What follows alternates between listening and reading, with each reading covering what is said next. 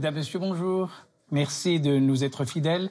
Vous connaissez sûrement la fameuse formule du monde chrétien, rendre à César ce qui est à César et à Dieu ce qui est à Dieu, qui voudrait dire qu'il y aurait la séparation entre le domaine politique et le domaine religieux.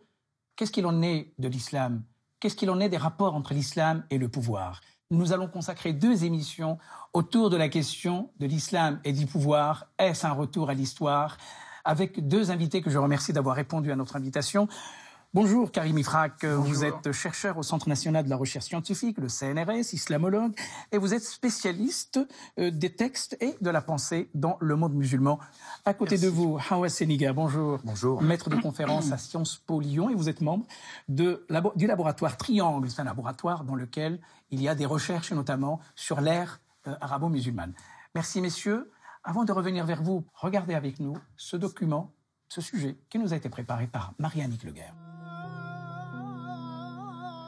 Lorsque le prophète Mohammed meurt à Médine en 632, c'est à la fois un dirigeant et un guide spirituel que pleure la jeune communauté des musulmans. Les 4 premiers califes, successeurs en arabe, seront choisis parmi ses proches compagnons les plus vertueux, ceux qu'on nomme les bien guidés. Le premier, Abu Bakr, père d'Aïcha, est un compagnon de la première heure.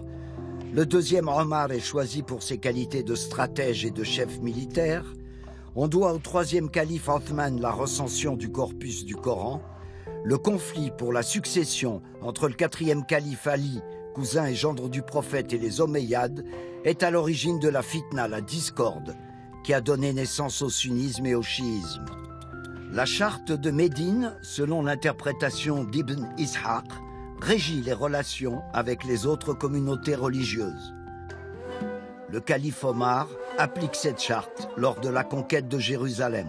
Fondée en 661, la première dynastie arabe sunnite, les Omeyyades, élargit l'espace musulman en partant de Damas vers l'est, puis vers le Maghreb et l'Espagne.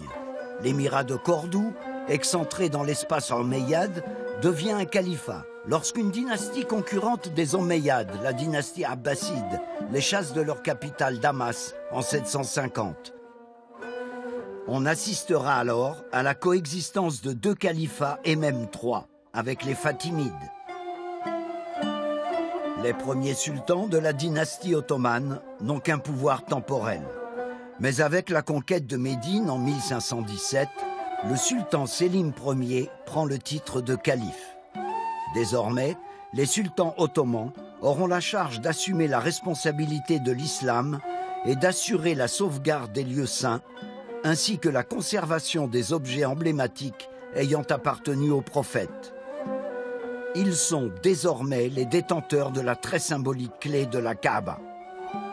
Ce statut de chef d'État et de chef de la communauté spirituelle va trouver un farouche adversaire en la personne de Mustafa Kemal Atatürk. En 1922, le sultan perd son pouvoir temporel et en 1923, la Turquie devient une république. En 1924, Abdülmecid II, le dernier calife, perd le pouvoir spirituel. Avec l'abolition du califat, la séparation entre pouvoir politique et spirituel est actée. Il n'y a plus de commandeur des croyants. Karim Ifrak, comme cela a été évoqué dans le sujet que nous venons de regarder, tout a commencé au lendemain de la mort du prophète et la question de sa succession, à savoir qui allait diriger la communauté musulmane. Pouvez-vous d'abord nous restituer les circonstances de cette crise de succession? Tout d'abord, un premier éclairage s'impose. Lorsqu'on revient sur l'histoire, on s'appuie sur ce qu'on appelle les textes écrits, les sources. Et les sources écrites dans l'histoire de l'islam, il faut les utiliser avec beaucoup de prudence, parce que ce sont des sources qui ont été rédigées nettement plus tard, après la mort du prophète. Sur ces questions précises, nous avons 2 ouvrages fondamentaux. Nous avons la Sira de Ibn Ishaq, donc la biographie du prophète rédigée par Ibn Ishaq et que nous allons perdre parce que le relais, il sera porté par une 2e biographie qui s'appelle la biographie de Ibn Hisham, Ajoutez à cela une chronique de Tabari. Ce sont les deux grandes sources qui nous permettent d'avoir une espèce de visibilité sur ce qui s'est passé à ces premières heures. Alors voici donc pour les sources. Alors qu'est-ce qu'elles nous disent, ces sources-là ? Parce qu'on ne peut parler qu'à travers la bouche de ces sources-là.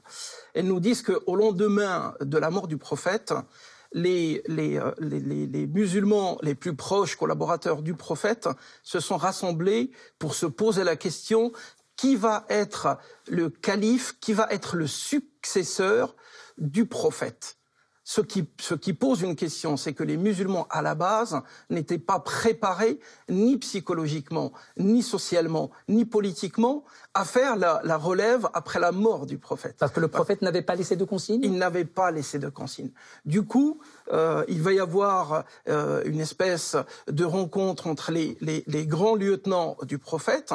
En tête de ceux-ci, nous allons avoir le calife Abu Bakr, en tout cas le sahabi, le compagnon Abu Bakr, qui va devenir le premier calife, aux côtés du compagnon Omar et aux côtés de d'autres compagnons. Bien évidemment, il va y avoir une grosse dispute, une grosse discorde sur qui va être le successeur du prophète.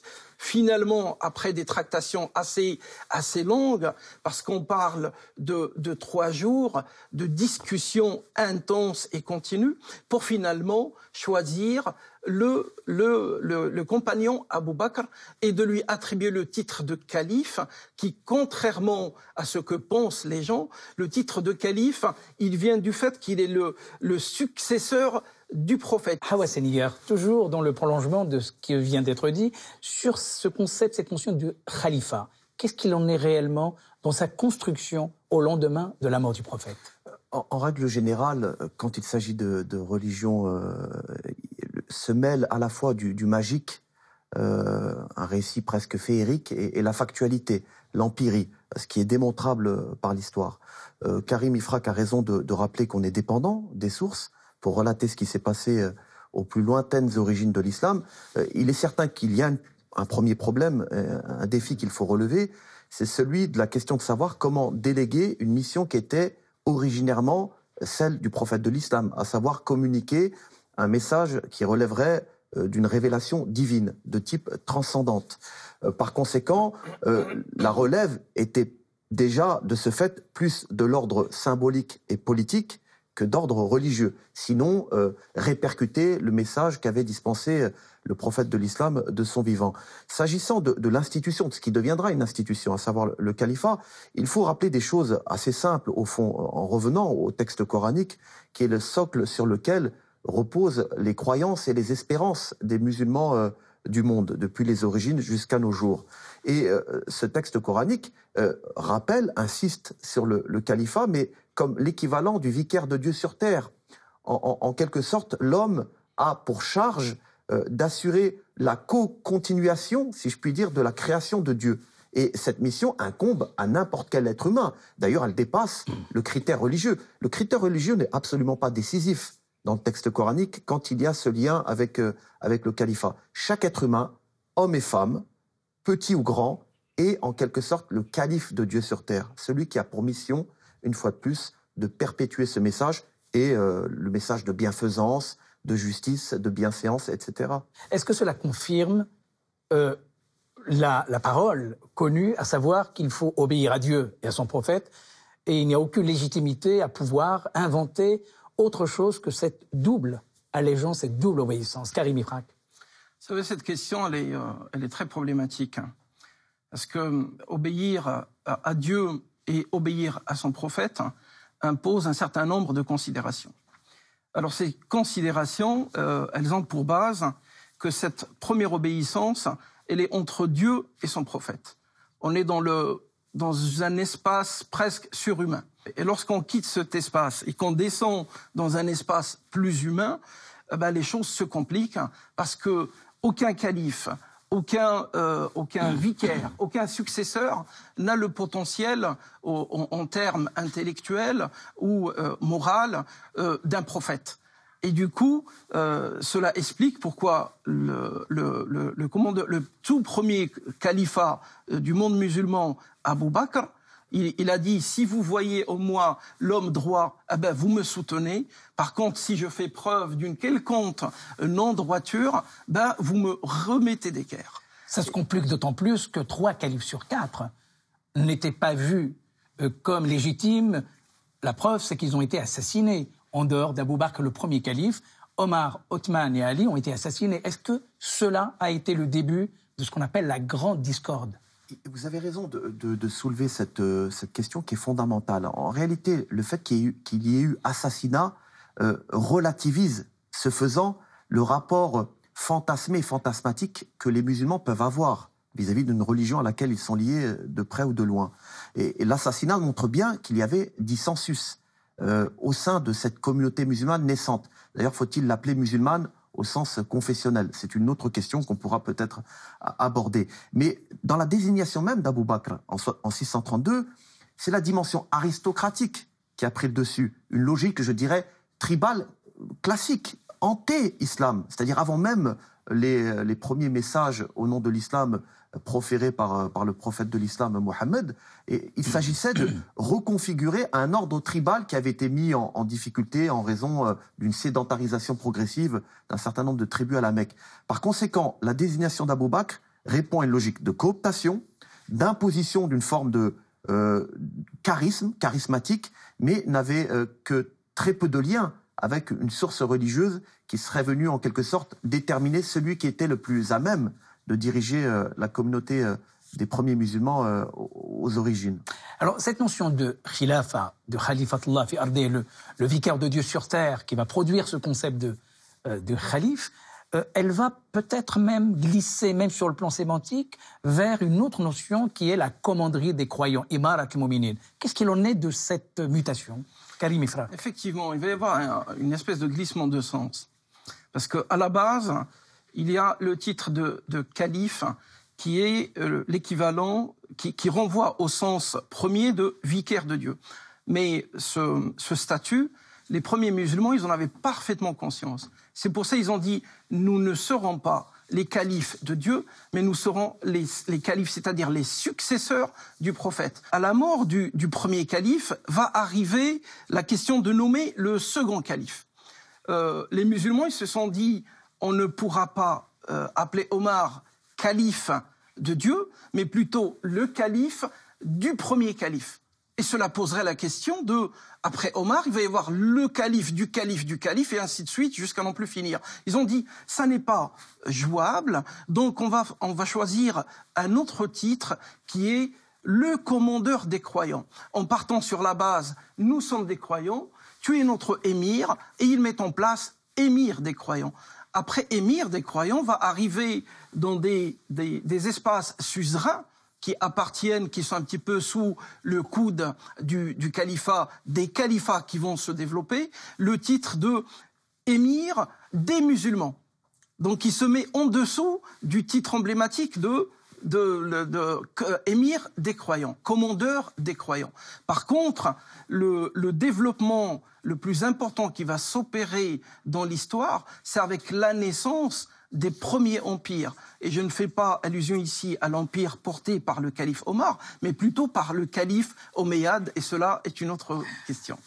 Deux grandes dynasties vont gouverner le monde musulman, la dynastie omeyyade et puis surtout la dynastie abbasside. Ces deux dynasties, à votre avis, vont cristalliser la légitimation du khalifa qui est devenu un dogme, d'après vous? C'est compliqué parce que là aussi, et à chaque fois, il faut remettre l'ouvrage sur le métier critique, revisiter cette histoire trop souvent fantasmée. Il faut rappeler, je pense, c'est important également pour les téléspectateurs, que sous l'empire des Omeyyades, c'est-à-dire entre 661 et 750, la dimension islamique n'est pas aussi évidente qu'on le croit. C'est-à-dire que les textes qui vont légitimer un pouvoir, qui vont valoriser la dimension religieuse des espaces temporels, des espaces politiques, c'est plutôt sous les Abbassides. Sous les Omeyyades, il n'y avait en quelque sorte aucun intérêt aux conversions à l'islam. C'est donc l'hypothèse qu'on peut tirer, qui est, me semble-t-il, légitime, quid du déterminant islamique dans le pouvoir des Omeyyades. En réalité, on se rend compte, là aussi à l'épreuve des faits et de l'histoire, que la gouvernance des Omeyyades obéissait à des logiques conjoncturelles spécifiques, par conséquent, à la période dans laquelle évoluaient les Omeyyades. Des logiques impériales, finalement. Il ne s'agit pas de dire que la dimension religieuse était absente, mais elle n'était pas le socle principal sur lequel se fondaient les pouvoirs en question. Était une des composantes. C'est ça, c'était l'une des composantes, mais on ne peut même pas attribuer à l'islamité la légitimité ou les motivations premières de la conquête, des conquêtes, de l'expansion territoriale. Souvent, à l'époque très contemporaine, on a tendance à relire l'histoire à l'envers, à l'aune du présent. Et c'est un risque, puisque ce faisant, nous tordons le cou à l'histoire telle qu'elle s'est déroulée en réalité. Cette projection qui consistera à dire, dès les origines, depuis les Omeyyades, tout était lié à l'islam. Quel est le rôle des Abbassides dans la cristallisation et la légitimation de ce qu'on appelle aujourd'hui le khalifa? Alors c'est très intéressant puisque le premier calife qui montera sur le minbar, hein, pour haranguer les musulmans, le calife abbasside portait la bourda, ce manteau qu'aurait porté le prophète de l'islam. Ainsi, dans la symbolique vestimentaire, la dimension sacrale, religieuse, apparaissait plus nettement que sous les Omeyyades. Je fais l'hypothèse suivante, qui n'est pas forcément originale, mais elle est importante à discuter, c'est que plus un pouvoir est illégitime en quelque sorte, ou a du mal à se légitimer, plus il a besoin du réservoir symbolique de la religion pour se perpétuer à travers les âges. Et je pense que les Abbassides, conscients de cette réalité-là, ont tenté de monopoliser plus avant les symboles religieux. Karim Ifrak, comment s'organisait concrètement le pouvoir sous l'Empire abbasside dans ce jeu de islam, pouvoir, khalifa? À la période de l'Empire abbasside, le califat s'accaparait tous les pouvoirs. Pourquoi? Parce qu'il ne faut pas perdre de vue la notion historique de la chose. Nous avons d'abord un balbutiement au niveau de la naissance du califat dans l'islam qui va être porté par les 4 premiers califes. Mais ces 4 premiers califes, en réalité, n'avaient pas l'expérience et le savoir-faire d'un califat. Parce qu'un califat, si on veut le juxtaposer sur la scène politique internationale de cette période-là, on est sur l'exemple de l'Empire. Avec l'arrivée de l'Empire omeyyade, il va se construire sur les ruines de l'Empire byzantin. Donc il va aller chercher de l'expérience chez l'autre, cet autre qui a une existence de plusieurs siècles. Et ce pouvoir en passant dans la main des Abbassides, les Abbassides, ils vont se forger sur l'expérience de l'empire sassanide, qui est un empire très important à cette époque-là. Et du coup, ce qui va se passer, c'est que les Abbassides, ils vont plagier presque littéralement les arcanes du pouvoir sassanide et mettre en place un pouvoir qui, bien évidemment, en vitrine, répond aux exigences arabo-islamiques, mais dans les coulisses, c'est un pouvoir qui est assis totalement, intégralement sur le savoir-faire d'un empire millénaire qui est l'empire sassanide. À partir du IXe siècle, on va assister à la dislocation progressive de cet empire abbasside. Nous allons voir arriver une autre dynastie, celle de l'Andalousie, de Cordoue, de Grenade. Ce qu'on peut dire à l'aune de ces conflits que vous avez indiqués, c'est que, à l'évidence, l'islam était vu, investi, interprété de manière plurielle et conflictuelle en l'occurrence. Je rappelle que ces dynasties dissidentes, auxquelles il faut rajouter une autre dynastie pour la première fois, la dynastie fatimide chiite. Tout à fait. Et d'ailleurs, on doit aux Fatimides la création de l'université, la mosquée-université d'Al-Azhar en Égypte. Au Caire. Exactement. Et tout à l'heure, on a évoqué le cas de Emirat al-Mu'minin, la commanderie des croyants. La terminologie même nous met sur le chemin. Le fait de forger de nouvelles catégories linguistiques, de nouveaux concepts, montre que le religieux avait une part infime dans cette configuration politique. Et par ailleurs, plus l'Empire grandissait, plus les dissensions s'accroissaient également. C'est aussi un des aspects qu'il faut rappeler pour montrer que rien n'était unifié et dès les origines même de ces empires, les dissensions étaient nombreuses, fratricides et meurtrières. Alors, est-ce que dans ces circonstances, dans ce contexte, est-ce qu'il y avait des débats des théologiens ou est-ce que les théologiens se mettaient à l'écart dans le cadre de ce débat sur qui va gouverner le monde musulman? Karim Ifrak. Vous savez, on a tendance à idéalisé à la frontière d'angéliser un petit peu la pensée juridique, ou plutôt les cercles du savoir dans le monde musulman. La réalité elle est tout autre.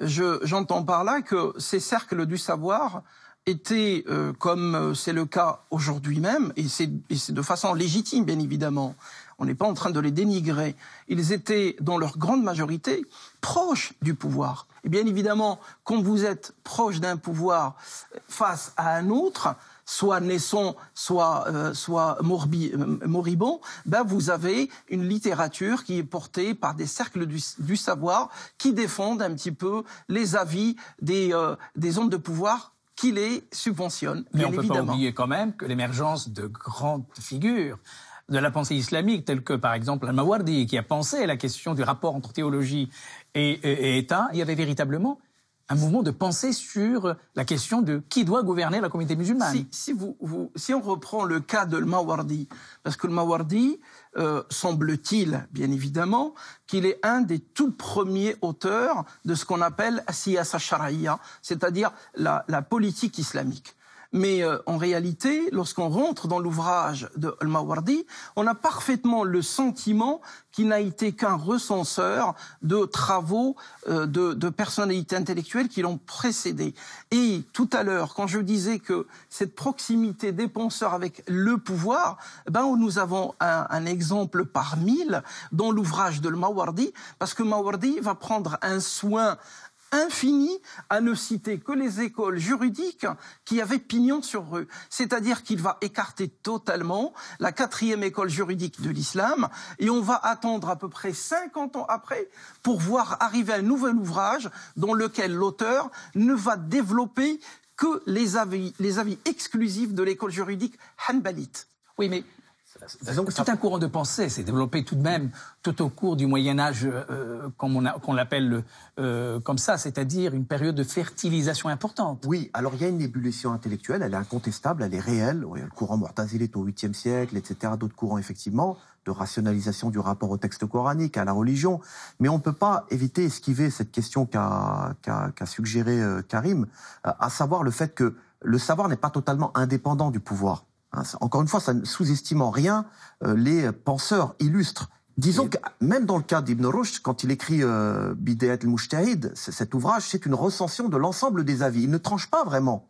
C'est une recension d'avis dits juridiques, des principales écoles, mais il n'y a pas de... Encore une fois, je ne sous-estime pas la portée de ces auteurs, mais ce sont aussi les fils de leur temps. Donc il ne faut pas les surestimer, ni les sous-estimer, simplement les rapporter dans le contexte qui était le leur, sans oublier de rappeler, effectivement, qu'il y avait peut-être une audace intellectuelle beaucoup plus grande que de nos jours. C'est ça le paradoxe et le principal enseignement. Parce que les pouvoirs en place ne toléraient pas la critique, Karim Ifrak ? Non, pas du tout. Ça n'est pas vraiment ça.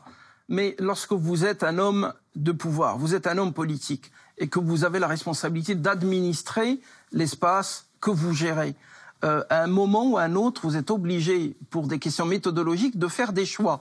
Et ces choix-là, bien évidemment, il faut qu'ils soient portés par une certaine idéologie, elle-même produite par des intellectuels de renom qui ont pignon sur eux. Et forcément, lorsqu'on fait des choix, pour autant, on ne peut pas tomber d'accord avec tout le monde, ce qui crée bien évidemment quelques tensions, mais ces tensions-là font partie un petit peu du processus, ou plutôt de la dynamique intellectuelle, pour ne pas dire le processus démocratique comme on l'entend de nos jours. 1517, c'est donc la conquête par les Ottomans de la Mecque et la prise du pouvoir, avec le titre de calife de Salim Ier, qui aura non seulement les clés de la Mecque, mais les clés de la notion du khalifa. On est dans des espaces où la notion de démocratie est une notion inexistante. C'est une construction conflictuelle, progressive. L'absence de procédure démocratique institutionnelle, de désignation, d'élection, etc., était une ressource incontournable. Et les Ottomans ont fait comme leurs prédécesseurs, en s'appuyant sur ces ressources, tout en développant un savoir-faire nouveau, puisque le contexte change et que la religion n'a pas réponse à tout.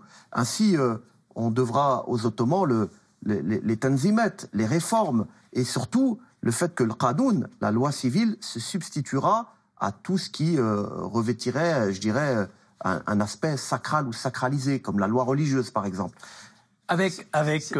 Si vous permettez, je vous en prie. Parce que l'exemple des Ottomans est un exemple qui est très invitant. Cette représentation du pouvoir commence par le titre très nobilaire de calife, qui devient commandeur des croyants, qui devient le calife qui prend une autre dimension avec l'Empire omeyyade et ensuite l'Empire omeyyade, abbasside.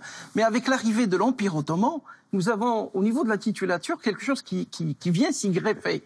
C'est qu'en même temps qu'on est calife, nous sommes également commandeurs des croyants, mais nous sommes également, parce que vous venez de le dire, les Ottomans viennent de mettre la main sur la Mecque, ils inventent le titre de Khadim al-Haramain, le serviteur des deux grandes mosquées de l'islam, qui sont Médine et la Mecque.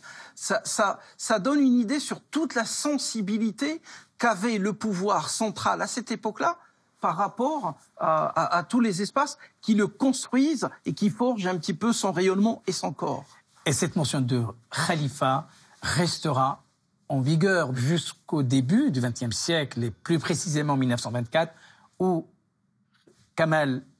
Mustafa Kemal Atatürk va procéder à l'abolition de cette institution qui va donc soulever énormément de débats. Alors cette rupture qui arrive exactement en 1923 et qui va être concrétisée de façon pérenne à partir de 1924, elle a des soubassements, elle a des origines qui sont attachées à la montée de l'impérialisme, qui va donner naissance par contre-réaction à la naissance du pana-islamisme, au panarabisme, au nationalisme islamique, et on arrive tout de suite dans la Première Guerre mondiale de 14-18, où l'Empire ottoman, il rentre dans cette grande guerre parce que c'était pour lui la seule porte de sortie, il perd la guerre, et bien évidemment derrière, là, il y a la destitution et l'abolition de l'Empire qui commence avec la main de Atatürk. Et c'est cette mutation énorme dans le monde musulman, c'est-à-dire l'abolition du califat. Il y aura des effets extraordinairement complexes. Un petit mot, parce qu'on reviendra sur cette question la semaine prochaine. C'est intéressant. De toute manière, au moment même où il y a eu l'abolition du califat par le geste ou la geste de Mustafa Kemal, le califat n'avait plus grand sens. Hein. C'était un rôle symbolique essentiellement. Mais il convient de rappeler que l'association des oulémas algériens était favorable à cette abolition. Nous reviendrons évidemment sur les conséquences de cette abolition et puis le destin dans lequel va basculer le monde musulman, à la fois politiquement et religieusement. Merci de nous avoir accompagnés ce matin. Nous vous retrouverons la semaine prochaine pour la suite. Pour donc continuer ce débat, spiritualité, engagement dans la cité, dialogue entre un musulman critique, un agnostique anarchiste, un catholique libertaire et une romancière. Ça fait beaucoup de monde, de Jérôme Alexandre, Philippe Courcuff, Hawa Séniger et Isabelle Sorante aux éditions Le Bord de l'eau. Abdelmajid Cherfi, ce grand penseur tunisien, l'islam entre le message et l'histoire aux éditions Albin Michel. Al-Mawardi, nous en avons tout à l'heure parlé, on a évoqué justement son œuvre de l'éthique du prince et du gouvernement de l'État aux éditions Les Belles Lettres. Françoise Michaud, Les débuts de l'islam, jalons pour une nouvelle histoire aux éditions Terreder. Et puis, la chaire de l'Institut du monde arabe, il y a quelques années, de Mohsen Mahdi, La cité vertueuse al-Farabi, la fondation de la philosophie politique en islam, aux éditions Albin Michel. Merci infiniment de nous avoir accompagnés. On vous retrouvera la semaine prochaine. Merci de nous avoir suivis aujourd'hui. Rendez-vous dimanche prochain. Je vous souhaite une très très belle semaine. À dimanche prochain sur France 2. Au revoir. Allahumma salli wa sallim wa barik ala sayyidina wa as'adina wa sanadina